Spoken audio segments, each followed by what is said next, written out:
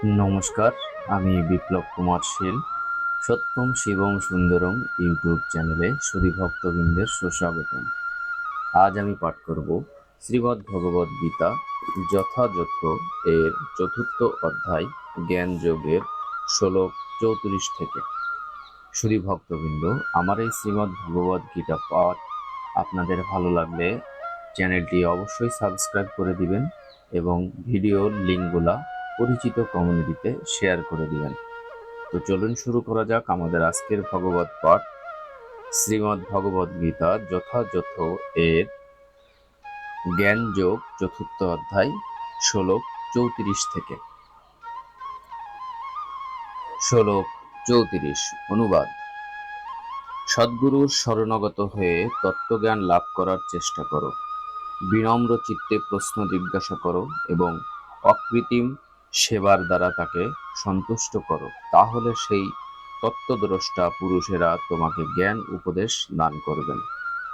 তাৎপর্য: পারমার্থিক উপলব্ধির পথ নিঃসন্দেহে দুর্গম, তাই ভগবান আমাদের উপদেশ দিয়েছেন সেই সদ্গুরুর শরণাগত হতে যিনি গুরু পরম্পরায় ধারার ভগবত তত্ত্বজ্ঞান লাভ করেছেন। গুরু পরম্পরা ক্রমে যিনি ভগবত তত্ত্বজ্ঞান লাভ করেননি তিনি কখনোই গুরু হতে পারেন না। ভগবান হচ্ছেন আদি গুরু। তিনি এই রকম তত্ত্বজ্ঞান সৃষ্টির আদিতে দান করেছিলেন। তারপর গুরু শিষ্য ধারায় পরম্পরা ক্রমে এই জ্ঞান প্রবাহিত হয়ে আসছে। তাই এই পরম্পরায় ধারায় যিনি এই জ্ঞান আহরণ করেছে তিনি এই জ্ঞানের প্রকৃত তত্ত্ব উপলব্ধি করতে পেরেছেন এবং তিনিই এই জ্ঞানকে যথাযথ রূপে দান করতে পারেন। মন গড়া একটি পদ্ধতির উদ্ভাব করে আমরা কখনোই ভগবানকে উপলব্ধি করতে পারি না। একদল মূঢ় প্রতারক গুরু সেজে নানা রকম অশাস্ত্রীয় পদ্ধতি উদ্ভাবন করে লোক ঠকায়। এই জন্য ভাগবতের 6 অধ্যায়ের 3:19 বলা হয়েছে, ধর্মং তু সাক্ষাৎ ভগবৎ প্রণীতম। ধর্মের পথ স্বয়ং ভগবানই প্রত্যক্ষভাবে নির্দেশ করেছেন। তাই জল্পনা কল্পনা বা বৃথা তর্ক অথবা শাস্ত্র গ্রন্থের মন গড়া ব্যাখ্যার মাধ্যমে কখনোই আধ্যাত্মিক জীবনে অগ্রসর হওয়া যায় না। পরম তত্ত্বজ্ঞান লাভ করার জন্য কৃষ্ণ তত্ত্ববেত্তা গুরুদের শরণাগত হতে হয়। সুদৃঢ় বিশ্বাসে তার চরণাম্বুজে আত্মসমর্পণ করতে হয় এবং সম্পূর্ণ নিরহংকারী হয়ে ক্রীতদাসের মতো তার সেবা করতে হয়। সদ্গুরুর সন্তুষ্টি বিধান করার মাধ্যমে আধ্যাত্মিক জীবনের উন্নতি লাভ করা যায়। আত্মসমর্পণ ও সেবা না করে কেবল প্রশ্ন করেই কখনোই এই তত্ত্বজ্ঞান লাভ করা যায় না। গুরুদেব পরীক্ষা করে দেখেন শিষ্যের মধ্যে তত্ত্বজ্ঞান লাভ করার বাসনা কতটা প্রবল হয়েছে এবং এই পরীক্ষায় উত্তীর্ণ হতে পারলেই গুরুদেব তার শিষ্যকে পরম তত্ত্বজ্ঞান লাভ করার আশীর্বাদ দান করেন। এখানে অন্ধের মতো অনুকরণ করা অথবা মূঢ়ের মতো নিরর্থক প্রশ্ন করার নিন্দা করা হয়েছে। শিষ্য কেবল শ্রদ্ধা সহকারে গুরু প্রদত্ত উপদেশ শ্রবণ করবে, তা নয়, তাকে সমর্পণ, গুরুদেবের ঐকান্তিক সেবা এবং তত্ত্ব জিজ্ঞাসার মাধ্যমে এই জ্ঞানের মর্ম উপলব্ধি করতেও হবে। সদ্গুরু সর্বদাই তার শিষ্যের প্রতি অত্যন্ত কৃপাপরায়ণ, তাই শিষ্য যখন বিনীত ও আজ্ঞানুবর্তী সেবায় সর্বতোভাবে তৎপর হয় তখন জ্ঞান ও তত্ত্ব জিজ্ঞাসার বিনিময় পূর্ণ হয়। শ্লোক 35 অনুবাদ। হে পাণ্ডব, এভাবে তত্ত্বজ্ঞান লাভ করে তুমি আর মোহগ্রস্ত হবে না, কেননা এই জ্ঞানের দ্বারা তুমি দর্শন করবে যে সমস্ত জীবনই আমার বিভিন্ন অংশ, অর্থাৎ তারা সকলেই আমার এবং তারা আমাতে অবস্থিত। তাৎপর্য: তত্ত্বদর্শী সদ্গুরুর কাছ থেকে পরম তত্ত্বজ্ঞান লাভ করার ফলে শিষ্য বুঝতে পারে যে সকল জীবই হচ্ছে ভগবান শ্রীকৃষ্ণেরই অবিচ্ছেদ্য অংশ। শ্রীকৃষ্ণ থেকে আলাদা অস্তিত্ব থাকাকে বলা হয় মায়া। মা শব্দের অর্থ হচ্ছে না, আর আয়া শব্দের অর্থ হচ্ছে যা, অর্থাৎ যার কোনো অস্তিত্ব নেই। যে কেউ কেউ মনে করে আমাদের শ্রীকৃষ্ণের প্রয়োজন নেই, তাদের মতে শ্রীকৃষ্ণ হচ্ছেন একজন মহান ঐতিহাসিক পুরুষ এবং পরম তত্ত্ব হচ্ছে নির্বিশেষ ব্রহ্ম। কিন্তু ভগবদ গীতার মাধ্যমে আমরা জানতে পারি যে ব্রহ্মতেজী হচ্ছেন ভগবান শ্রীকৃষ্ণের দেহ নির্গত রাশিস্বটা। পরমেশ্বর ভগবান শ্রীকৃষ্ণ হচ্ছেন সবকিছুর মূল কারণ। ব্রহ্ম সংহিতায় স্পষ্টভাবে বর্ণনা করা হয়েছে যে শ্রীকৃষ্ণ স্বয়ং পরম পুরুষোত্তম ভগবান, সর্বকারণের কারণ। অনন্ত কোটি অবতারেরাও হচ্ছেন তার বিভিন্ন অংশ প্রকাশ মাত্র, তেমনি সকল জীবই হচ্ছে ভগবানের অংশ প্রকাশ। মায়াবাদী দার্শনিকেরা ভুল করে মনে করে যে বিভিন্ন অংশ প্রকাশের মাধ্যমে প্রকট হওয়ার ফলে শ্রীকৃষ্ণ তার স্বতন্ত্র অস্তিত্ব হারিয়ে ফেলেছেন। এটি হচ্ছে প্রাকৃত চিন্তাধারা। প্রাকৃত জড়জগতে আমাদের অভিজ্ঞতা এই যে যখন কোনো কিছু খণ্ডরূপে পরিবেশিত হয় তখন তার মূল স্বরূপ নষ্ট হয়ে যায়, কিন্তু মায়াবাদী দার্শনিকেরা এটি হৃদয়ঙ্গম করতে পারে না যে ভগবান হচ্ছেন পরম তত্ত্ব, তিনি হচ্ছেন অনন্ত, অর্থাৎ তার সঙ্গে এক যোগ করলে আর কোনো বিকার হয় না, আবার তার সাথে এক বিয়োগ করলেও তার কোনো বিকার হয় না। এটিই হচ্ছে অপ্রাকৃত তত্ত্বের বৈশিষ্ট্য। পর্যাপ্ত পারমার্থিক জ্ঞান না থাকার ফলে আমরা বর্তমানে মায়ার দ্বারা আচ্ছাদিত হয়ে পড়েছি এবং তারই ফলে আমরা মনে করি আমরা শ্রীকৃষ্ণের থেকে বিচ্ছিন্ন। আমরা যদি শ্রীকৃষ্ণের ভিন্নাংশ, কিন্তু তবুও আমরা শ্রীকৃষ্ণ থেকে বিভিন্ন নই। জীবের দেহগত পার্থক্য হচ্ছে মায়া, অর্থাৎ তার সত্যিকারের অস্তিত্ব নেই। আমাদের সকলেরই উদ্দেশ্য হচ্ছে শ্রীকৃষ্ণের সন্তোষ বিধান করা। মায়ার প্রভাবে অর্জুন মনে করেছিলেন শ্রীকৃষ্ণের সঙ্গে তার নিত্য চিন্ময় সম্পর্ক অপেক্ষা তার দেহগত সম্বন্ধে যারা তার আত্মীয় তার অধিক গুরুত্বপূর্ণ। ভগবদ গীতার সমস্ত উপদেশই আমাদের শিক্ষা দিচ্ছে যে জীব হচ্ছে ভগবানের নিত্যকালের সেবক এবং সে শ্রীকৃষ্ণ থেকে দূরে সরে থাকতে পারে না।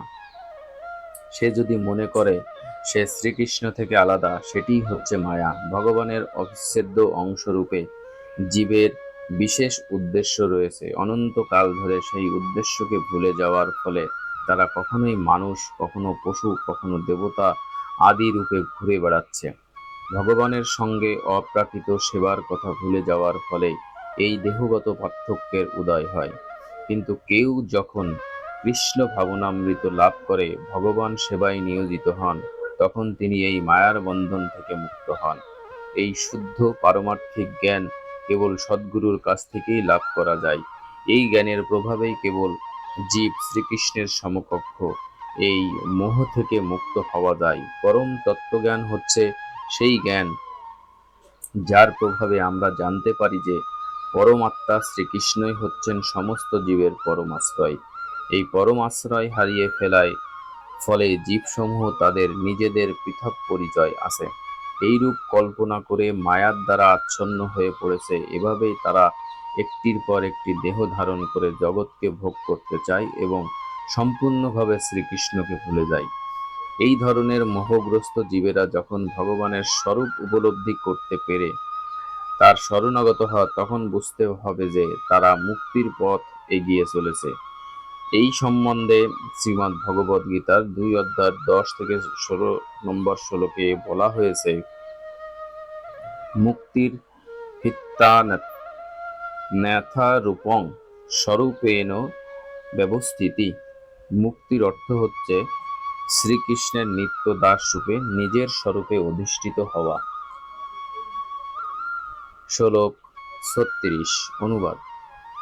তুমি যদি সমস্ত পাপীদের থেকেও পাপিষ্ঠ বলে গণ্য হয়ে থাকো, তাহলেও এই জ্ঞানরূপ তরণীতে আহরণ করে তুমি দুঃখ সমুদ্র পার হতে পারবে। তাৎপর্য: ভগবান শ্রীকৃষ্ণের সঙ্গে সম্পর্কিত হয়ে আমাদের স্বরূপ উপলব্ধি করা এতই মাধুর্যময় যে তা অজ্ঞানতার সমুদ্রে যে জীবন সংগ্রাম তা থেকে আমাদের সঙ্গে সঙ্গে উদ্ধার করে। এই জড় জগৎকে কখনো অবিদ্যার সমুদ্রে অথবা কখনো দাবানলের সঙ্গে তুলনা করা হয়। অতি সুদক্ষ সাঁতারু যেমন সাঁতার কেটে সমুদ্র হতে পার হতে পারে না, ঠিক তেমনি জড় জগতের যে জীবন সংগ্রাম তা দূরতিক্রম্য। মাঝ সমুদ্রে যে মানুষ হাবুডুবু খাচ্ছে তার উদ্ধারের একমাত্র উপায় হচ্ছে যদি কেউ এসে তাকে তুলে নেয়। এই ভব সমুদ্রে আমরাও এই রকম হাবুডুবু খাচ্ছি। এখন কেউ যদি কৃপাপর বশ হয়ে আমাদের এই ভব সমুদ্র থেকে তুলে নেয়, তাহলেই কেবল আমরা উদ্ধার পেতে পারি। ভগবানের কাছ থেকে পাওয়া অপ্রাকৃত ভগবত তত্ত্ব হচ্ছে একমাত্র মুক্তির পথ। এই ভগবত তত্ত্বজ্ঞান বা কৃষ্ণ ভাবনামৃত হচ্ছে আমাদের উদ্ধারকারী নৌকা। মুক্তি লাভের এই পথ অত্যন্ত সহজ, সরল ও মাধুর্যে পরিপূর্ণ। শ্লোক ৩৭। অনুবাদ। প্রবল রূপে প্রজ্বলিত অগ্নি যেমন কাষ্ঠকে ভস্মাত করে হে অর্জুন, তেমনি জ্ঞানাগ্নি সমস্ত কর্মকে দগ্ধ করে ফেলে। তাৎপর্য: যে জ্ঞান আত্মা ও পরমাত্মা এবং তাদের পরস্পরের মধ্যে সম্পর্ক সম্বন্ধে শিক্ষা দেয়, তাকে এখানে অগ্নির সঙ্গে তুলনা করা হয়েছে। এই অগ্নি কেবল পাপ কর্মফলকেই দহন করে তাই না, তা পুণ্যকর্মকেও দহন করে তাদের ভস্মে পরিণত করে। কর্মের ফল নানা রকম হয়। কোন কোন কর্মের ফল অপরিণত, কোন কোন কর্মের ফল পরিণত, কোন কর্মের ফল ইতিমধ্যেই ভোগ করা হয়ে গেছে, আর কোন কোন কর্মের ফল পূর্বজন্মের থেকে সঞ্চিত হয়ে আছে, কিন্তু স্বরূপ উপলব্ধির পর পরম জ্ঞানের আগুনে তা সবই ভস্মীভূত হয়ে যায়। বেদে বৃহদারণ্যক উপনিষদের 4:4-22 বলা হয়েছে, উভে উভৈবৈশ্য এতে তরত্বমৃত। সাধ্য সাধনী পাপ ও পুণ্য উভয় কর্মফল থেকেই পরিত্রাণ পাওয়া যায়। শ্লোক ৩৮। অনুবাদ। এই জগতে চিন্ময় জ্ঞানের মতো পবিত্র আর কিছুই নেই। এই জ্ঞান সমস্ত যোগের পরিপক্ক ফল। ভগবত ভক্তি অনুশীলনের মাধ্যমে যিনি সেই জ্ঞান আয়ত্ত করেছেন, তিনি কালক্রমে আত্মায় পরাশক শান্তি লাভ করেছেন। তাৎপর্য: জ্ঞানের তাৎপর্য হচ্ছে পরমার্থ উপলব্ধি। তাই এই দিব্য জ্ঞানের মতো মহিমান্বিত ও নির্মল আর কিছুই নেই। আমাদের বন্ধনের কারণ হচ্ছে অজ্ঞান এবং মুক্তির কারণ হচ্ছে জ্ঞান। এই জ্ঞান হতে ভগবত ভক্তির সুপক্ষ ফল। এই জ্ঞান যিনি লাভ করেছেন, তাকে আর অন্যত্র শান্তির অন্বেষণ করতে হয় না, কেননা তিনি তার অন্তঃস্থলে নিত্য শান্তি উপভোগ করেন। পক্ষান্তরে বলা যায়, এই জ্ঞান ও শান্তি কৃষ্ণ ভাবনামৃত পর্যবসিত হয়। ভগবদ গীতার এই হচ্ছে চরম উপদেশ। শ্লোক ৩৯। অনুবাদ। সংযতেন্দ্রিয় ও তৎপর হচ্ছে চিন্ময় তত্ত্বজ্ঞানে শ্রদ্ধাবান ব্যক্তি এই জ্ঞান লাভ করেন। সেই দিব্য জ্ঞান লাভ করে তিনি অচিরেই পরাশক্তিতে প্রাপ্ত হন। তাৎপর্য: যিনি সুদৃঢ় বিশ্বাসে ভগবান শ্রীকৃষ্ণের প্রতি শ্রদ্ধাবান, তিনিই কেবল কৃষ্ণ ভাবনামৃতের এই জ্ঞান লাভ করতে পারেন। শ্রদ্ধাবান তাকেই বলা হয় যিনি বিশ্বাস করেন যে কৃষ্ণ ভক্তি সাধন করলে সমস্ত কর্ম সুসম্পন্ন হয়। ভগবত ভক্তি সাধন করলে জীবের পরমার্থ সাধিত হয়। সুদৃঢ় বিশ্বাসের সঙ্গে ভগবানের সেবা সম্পাদন করা এবং হরে কৃষ্ণ কৃষ্ণ কৃষ্ণ হরে হরে, হরে রাম রাম রাম হরে হরে, এই মহামন্ত্র কীর্তন করার ফলে অন্তর সব রকমের জড় পুলস থেকে মুক্ত হয় এবং তখন হৃদয়ে এই শ্রদ্ধার উদয় হয়। এছাড়া ভগবত ভক্তি অনুশীলন করার সময় আমাদের ইন্দ্রিয় সংযম করতে হয়। যিনি ইন্দ্রিয়ের বেগগুলিকে সংযত করে সুদৃঢ় বিশ্বাসের সঙ্গে শ্রীকৃষ্ণের সেবা করেন, তিনি অচিরেই কৃষ্ণ ভাবনামৃতের পূর্ণ জ্ঞান লাভ করে সিদ্ধিপ্রাপ্ত হন। শ্লোক ৪০। অনুবাদ।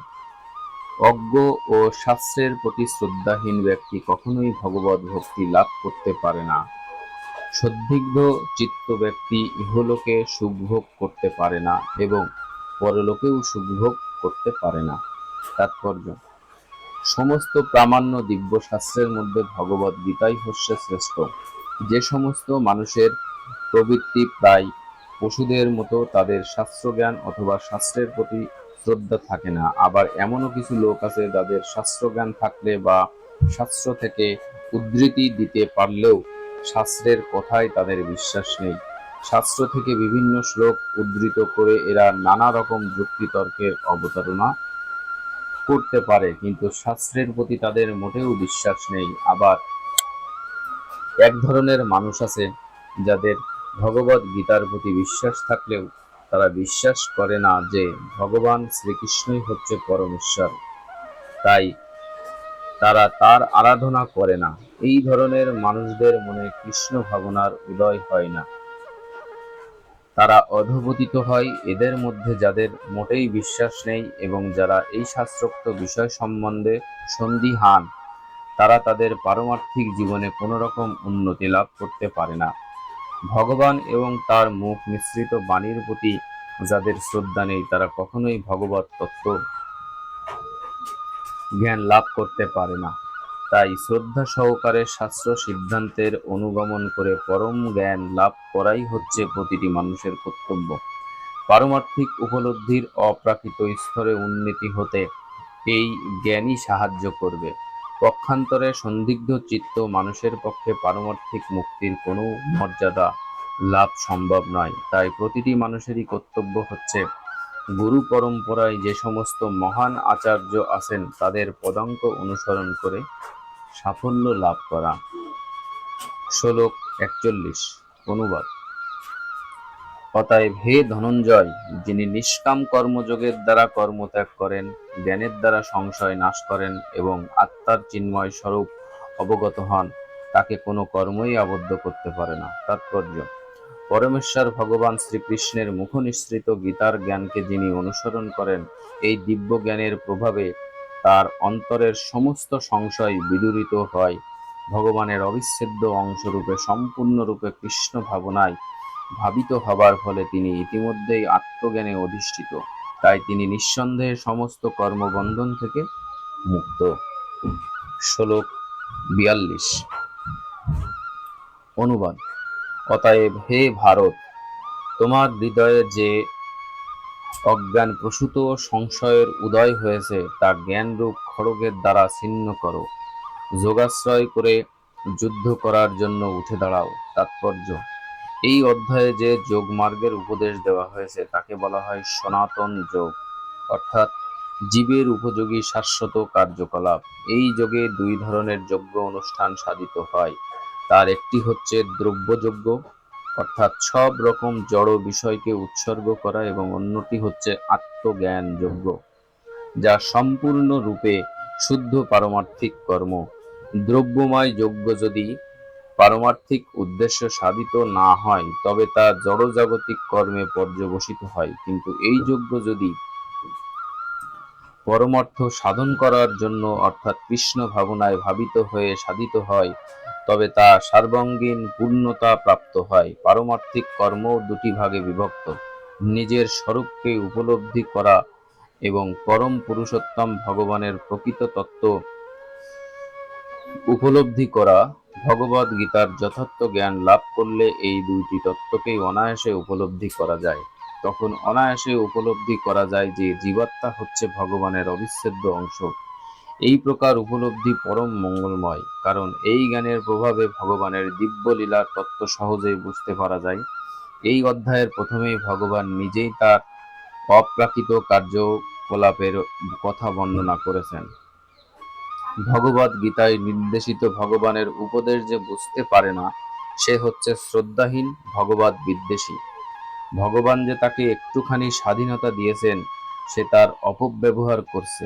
ভগবদ গীতায় ভগবান এত সরলভাবে তার স্বরূপ বর্ণনা করেছে, কিন্তু তার সত্ত্বেও যে ভগবানের সচিদানন্দময় স্বরূপকে হৃদয়ঙ্গম করতে পারে না, সে নিতান্তই মূর্খ।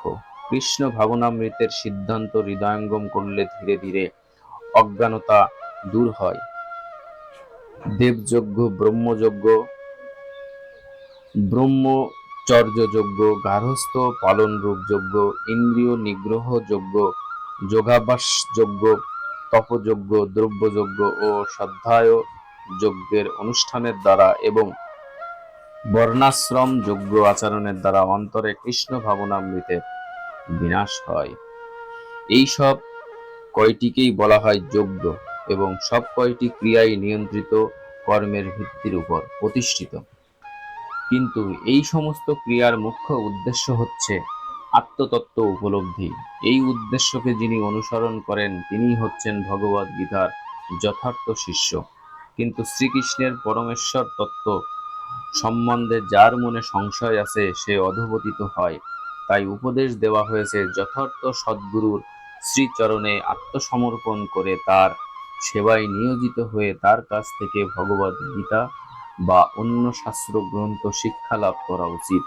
সৃষ্টির আদি থেকে যে জ্ঞান গুরু শিষ্য পরম্পরার ধারায় প্রবাহিত হচ্ছে তা আহরণ করতে হয় পরম্পরার ধারায় অধিষ্ঠিত যে সদ্গুরু, তার কাছ থেকে। কোটি কোটি বছর আগে সূর্যদেবকে ভগবান যে শিক্ষা দিয়েছিলেন সেই শিক্ষা তার কাছ থেকে এই পৃথিবীতে নেমে এসেছে এবং সদ্গুরু তা সম্পূর্ণ অপরিবর্তিতভাবে দান করেছে। তাই ভগবদ গীতা যথাযথ উপদেশ প্রত্যেকের গ্রহণ করা উচিত।